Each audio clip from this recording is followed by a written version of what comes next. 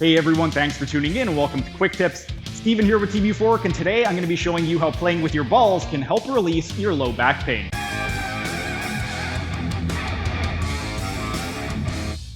If you recall from last week, your psoas major is one of your hip flexor muscles, and when that gets really tight or when it develops some adhesions, it can wreak havoc on your low back, your hip, and your knee. And that is where using the lacrosse balls can come in handy to help break up some of those adhesions so you can eliminate your low back, hip, and knee pain.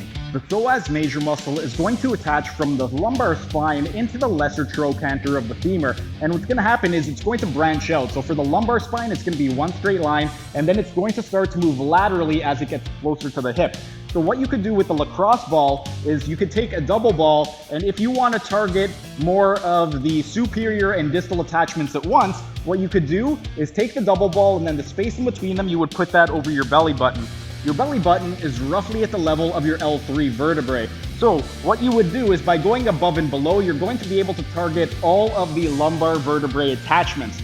So what you would do is you would lie down on your stomach, get it right in between there, and then once you're lying down on your stomach, you want to press down, and then you're going to take a deep inhale and press into the ball.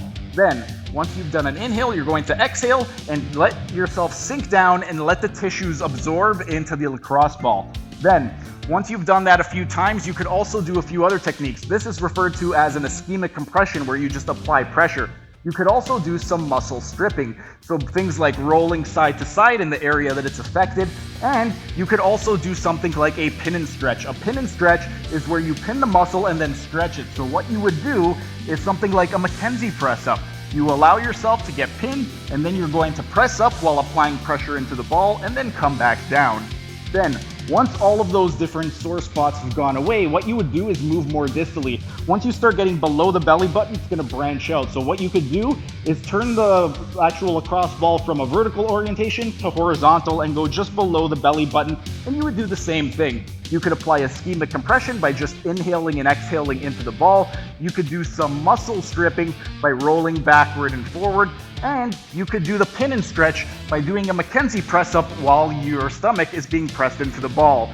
And then as you start to move more to the lateral attachment in the lesser trochanter of the femur, then you could go on to the single lacrosse ball, or if you don't have a double, you could just do that entire process with a single lacrosse ball. So you would start just above the belly button, apply that ischemic compression as you work your way down, and then slowly start to move laterally toward the hip.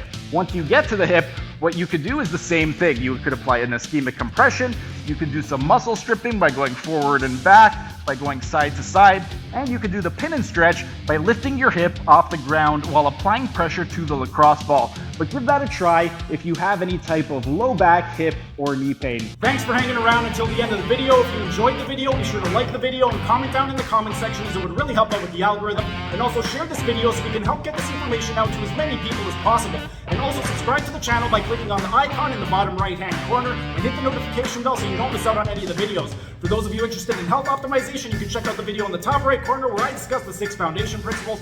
And for those of you interested in optimizing your performance, then consider becoming a member. It's only $5 per month, and you get a ton of perks, including exclusive access to this program design lecture series playlist above my head.